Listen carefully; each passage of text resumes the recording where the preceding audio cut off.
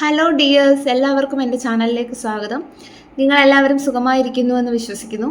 ഇന്ന് നമ്മൾ നോക്കാൻ പോകുന്നത് ഇന്നലത്തെ റീഡിങ്ങിൻ്റെ ബാക്കിയാണ്. അതായത് തേർഡ് പാർട്ടി സിറ്റുവേഷൻ അവസാനിക്കുമോ ഇല്ലേ എന്നുള്ളൊരു ടോപ്പിക്കാണ് നമ്മൾ നോക്കുന്നത്. ഇതൊരു ജനറൽ റീഡിംഗ് ആണ്, ടൈംലെസ് ആണ്. നിങ്ങൾ എപ്പോഴാണ് ഈ വീഡിയോ കാണുന്നത് അപ്പോൾ മുതൽ നിങ്ങൾക്ക് റെസനേറ്റ് ആയി തുടങ്ങുന്നതായിരിക്കും. ഇതൊരു ജനറൽ റീഡിംഗ് ആയതുകൊണ്ട് തന്നെ ഒരുപാട് പേരുടെ എനർജീസ് ആവാം ഇവിടെ വരുന്നത്. നിങ്ങൾക്ക് റെസനേറ്റ് ആവുന്ന കാര്യങ്ങൾ മാത്രം എടുക്കുക, അല്ലാത്തത് വിട്ടുകളയുക. ജനറൽ റീഡിംഗ് കണ്ടതിന് ശേഷം ലൈഫിൽ ആരും ഒരു ഡിസിഷൻ എടുക്കാതെ ഇരിക്കുക. പേഴ്സണൽ റീഡിംഗ് ആവശ്യമുള്ളവർക്ക് എൻ്റെ നമ്പറിൽ കോൺടാക്ട് ചെയ്യാവുന്നതാണ്. അതുപോലെ തന്നെ ടാരോട്ട് പഠിക്കാൻ താല്പര്യമുള്ളവർക്കും എൻ്റെ നമ്പറിൽ കോൺടാക്ട് ചെയ്യാവുന്നതാണ്. അപ്പം ഇന്നലെ നമ്മൾ നോക്കിയത് നിങ്ങളുടെ വ്യക്തിയുടെയും തേർഡ് പാർട്ടിയുടെയും കറണ്ട് സിറ്റുവേഷനാണ്. അപ്പം അവരുടെ ഫ്യൂച്ചർ എനർജി നമ്മൾ എടുത്തിരുന്നില്ല. അപ്പം അതാണ് നമ്മൾ നോക്കുന്നത്.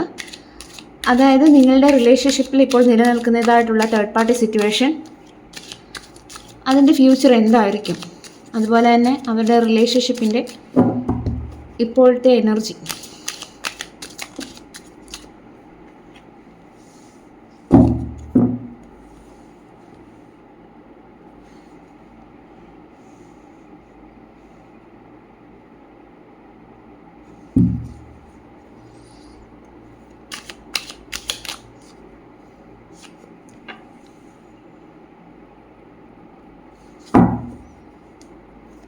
നിങ്ങളുടെ വ്യക്തിയുടെയും തേർഡ് പാർട്ടിയുടെയും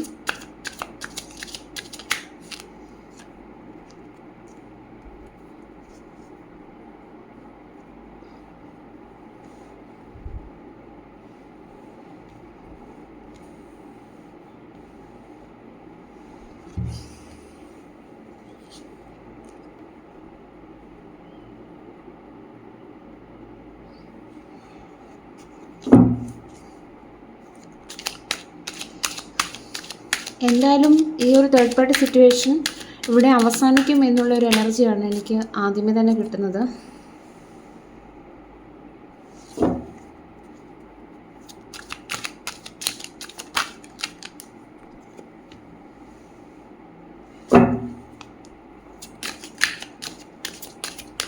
നിങ്ങളുടെ റിലേഷൻഷിപ്പിലെ തേർഡ് പാർട്ടി സിറ്റുവേഷൻ അവസാനിക്കുമോ ഇല്ലേ എന്നുള്ളതാണ് നമ്മൾ നോക്കുന്നത്.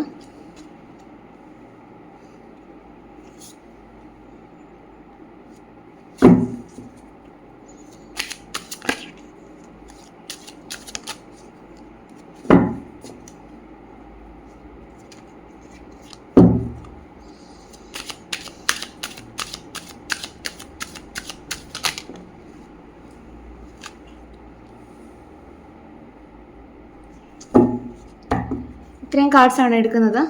Bottom of the deck 9 of വാൻസിൻ്റെ എനർജിയാണ്. അതായത് ഇപ്പോഴത്തെ സാഹചര്യത്തിൽ നിങ്ങളുടെ വ്യക്തിയുടെ ഓവറോൾ എനർജി പറയുകയാണെങ്കിൽ 9 ഓഫ് വാൻസ് ആണ് വന്നിരിക്കുന്നത്. അതായത് ഇപ്പോഴത്തെ സാഹചര്യത്തിൽ അവർ വളരെയധികം തളർന്ന ഒരു സിറ്റുവേഷനാണ് കാണുന്നത്. അവർ നിൽക്കുന്നതായിട്ടുള്ള സിറ്റുവേഷനിൽ വളരെയധികം സഹിച്ചാണ് നിൽക്കുന്നത്. കണ്ടില്ലേ, ആ തലയിലെ ബാൻഡേജും ആ ബ്ലഡും എല്ലാം സൂചിപ്പിക്കുന്നത് ആ ഒരു വ്യക്തി ഇപ്പോൾ വളരെയധികം ഒരു ദയനീയ അവസ്ഥയിലൂടെയാണ് മുന്നോട്ട് പോകുന്നത് എന്നുള്ളതാണ്. ഒരുപാട് സഹിക്കുന്നു, എന്നാൽ ഗീവ് അപ്പ് ചെയ്തിട്ടില്ല ആ ഒരു എനർജി.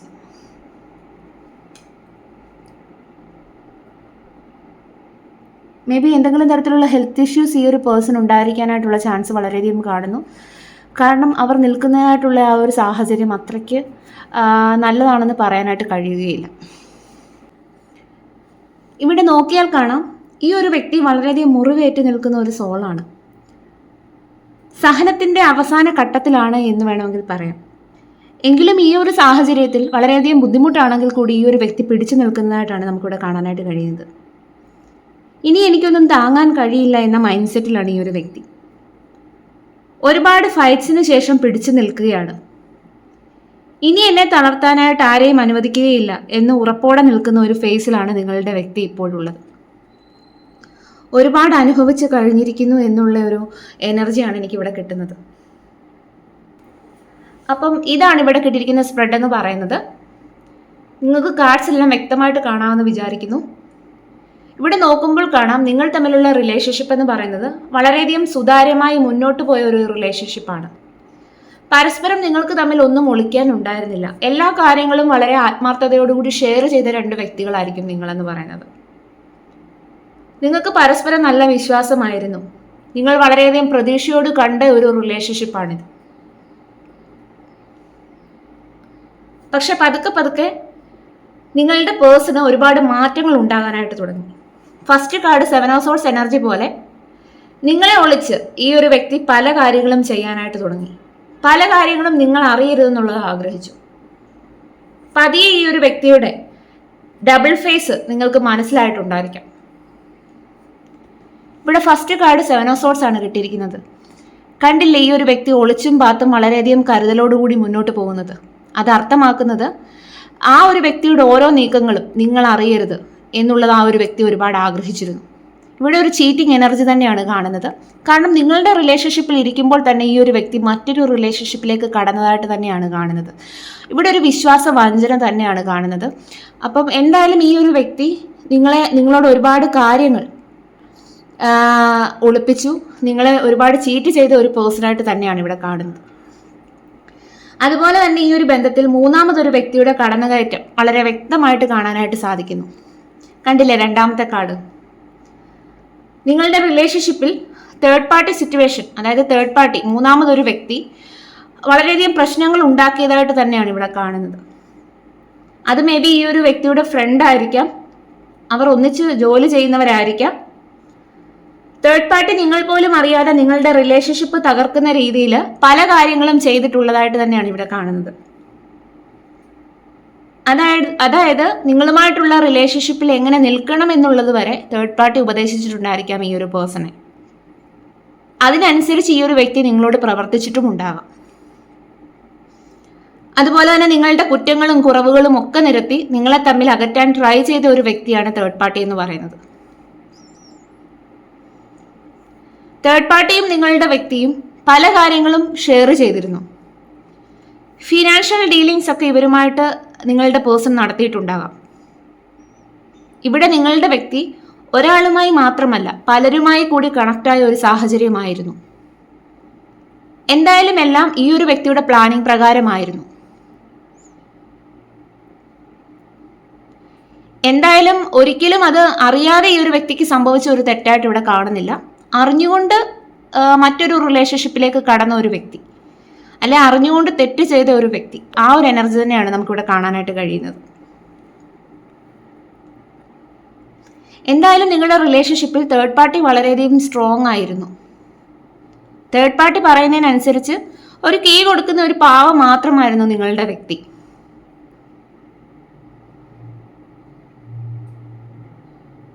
നിങ്ങളുടെ റിലേഷൻഷിപ്പിൽ അത്രയും സ്ട്രോങ് ആയിട്ട് നിന്ന ആ ഒരു തേർഡ് പാർട്ടി സിറ്റുവേഷൻ ഇവിടെ ഒരു കംപ്ലീഷനിലേക്ക് എത്താനായി പോകുന്നു എന്നുള്ളതാണ് കാണാനായിട്ട് കഴിയുന്നത്.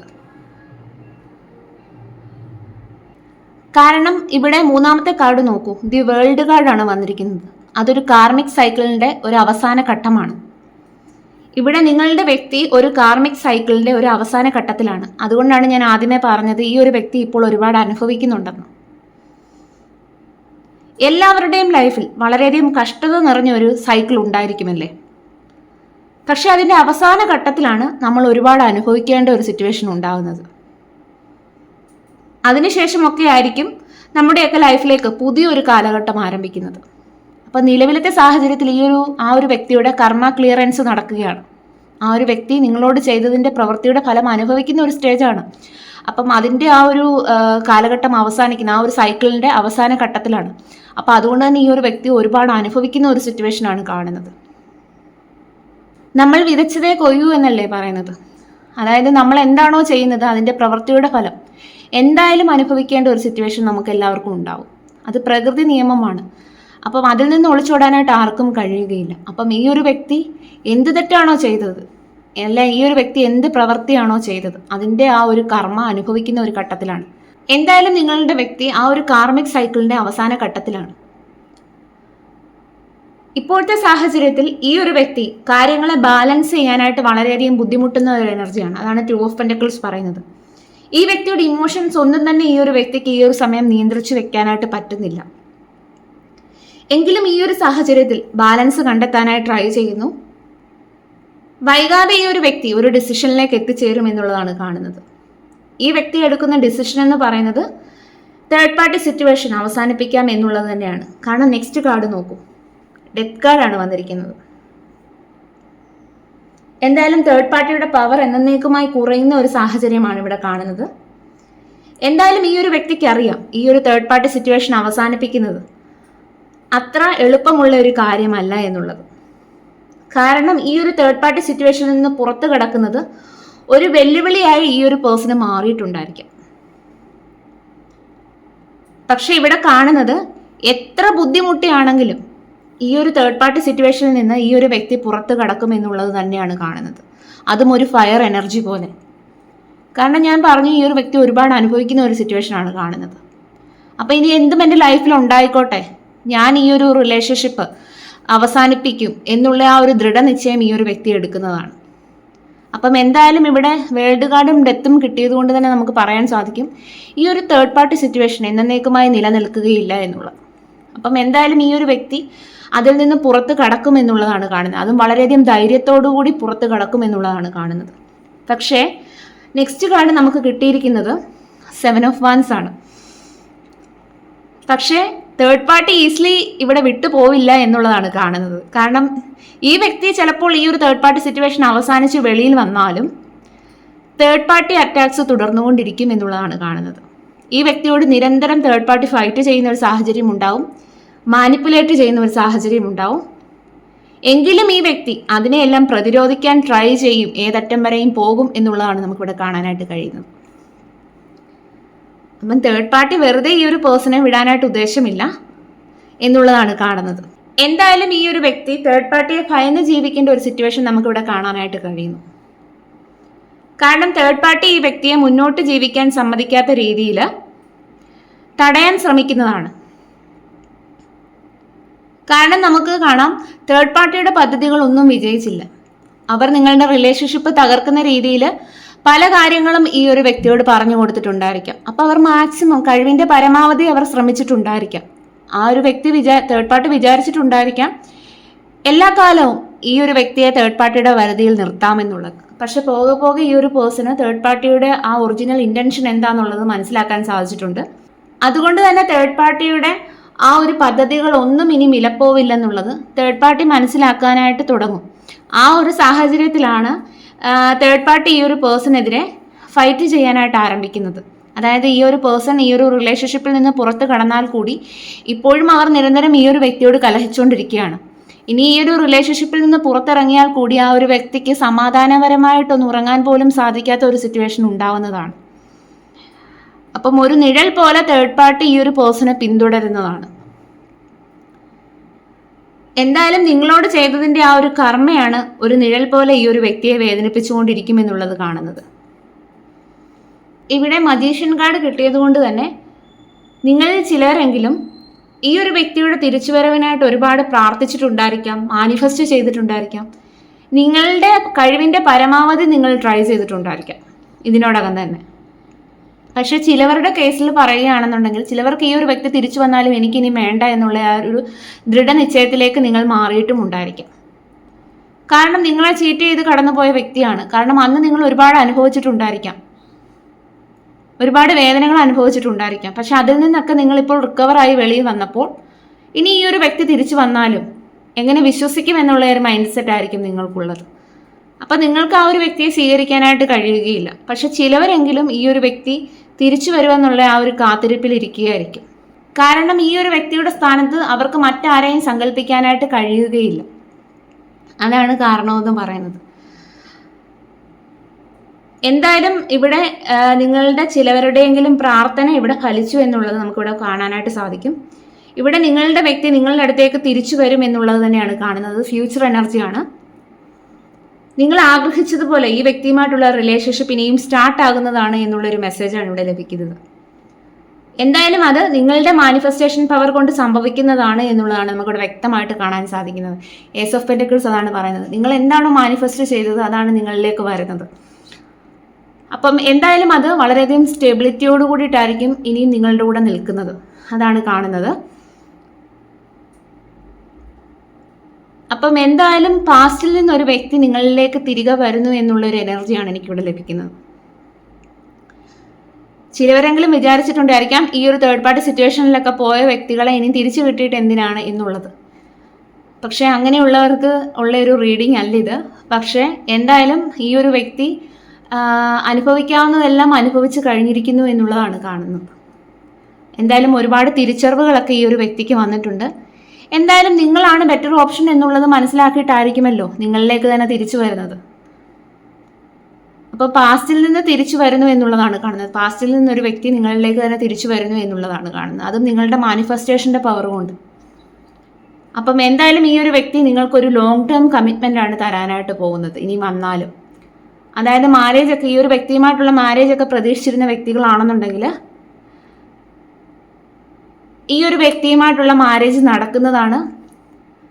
നിങ്ങൾ ആഗ്രഹിച്ചതുപോലെ ഒരു ലെവലിലേക്ക് നിങ്ങളുടെ ലൈഫ് മാറുന്നതാണ്. അപ്പം അതാണ് കാണുന്നത്. അപ്പം ഇനി ഈ ഒരു വ്യക്തി ചുമ്മാതെയുള്ള വരവല്ല. അപ്പം ഈ ഒരു വ്യക്തി എല്ലാം മനസ്സിലാക്കി വരുന്നത് കൊണ്ട് തന്നെ വളരെയധികം സ്റ്റെബിലിറ്റിയോട് കൂടിയിട്ടായിരിക്കും നിങ്ങളുടെ റിലേഷൻഷിപ്പിൽ നിൽക്കുന്നത്. അപ്പം നിങ്ങൾ ആഗ്രഹിച്ചതുപോലെയുള്ളൊരു കമ്മിറ്റ്മെൻറ്റ് നിങ്ങൾക്ക് ഈ ഒരു വ്യക്തി തരുന്നതാണ്. അപ്പം നിലവിലത്തെ സാഹചര്യത്തിൽ ഈ ഒരു വ്യക്തി ഒരുപാട് അനുഭവിക്കുന്ന സിറ്റുവേഷനാണ്. നിങ്ങളെ ഒളിച്ചും പാത്തുമൊക്കെ വേറെ മറ്റൊരു റിലേഷൻഷിപ്പിലേക്ക് പോയ ഒരു വ്യക്തിയായിരിക്കാം. പക്ഷേ ആ ഒരു വ്യക്തി ഇപ്പോഴത്തെ സാഹചര്യത്തിൽ ഒരുപാട് അനുഭവിക്കുന്ന ഒരു സിറ്റുവേഷൻ, അത് തേർഡ് പാർട്ടിയും ഈ ഒരു പേഴ്സണും തമ്മിലുള്ള നിരന്തരമായിട്ടുള്ള ഫൈറ്റ്സ്, അതുപോലെ തന്നെ അവരുടെ ഇടയിലുള്ള വിശ്വാസം പാടെ നഷ്ടപ്പെട്ടതായിട്ട് തന്നെയാണ് കാണുന്നത്. അപ്പം എല്ലാം കൊണ്ടും ഈ ഒരു വ്യക്തിക്ക് എല്ലാം മതിയായിട്ടുള്ളൊരവസ്ഥയാണ്. വൈകാതെ ഈ ഒരു പേഴ്സൺ ഒരു ഡിസിഷനിലേക്ക് എത്തിച്ചേരും. അത് തേർഡ് പാർട്ടി സിറ്റുവേഷൻ എൻഡ് ചെയ്യിക്കാനാണ്. എങ്കിലും ആ ഒരു വ്യക്തി അതിൽ നിന്ന് പുറത്ത് കടന്നാൽ കൂടി കുറച്ചു കാലം തേർഡ് പാർട്ടിയുടെ ആ ഒരു അറ്റാച്ച് ഈ ഒരു വ്യക്തിക്ക് എന്തായാലും ഉണ്ടാവുന്നതാണ്. ഒരു നിഴൽ പോലെ ഈ ഒരു വ്യക്തിയെ തേർഡ് പാർട്ടി പിന്തുടരുന്നതാണ്. പക്ഷേ എങ്കിലും ആ ഒരു വ്യക്തി എല്ലാം മനസ്സിലാക്കിയാണ് അതിൽ നിന്ന് പുറത്ത് കടക്കുന്നത്. വളരെയധികം വെല്ലുവിളി നിറഞ്ഞൊരു സാഹചര്യമാണ്.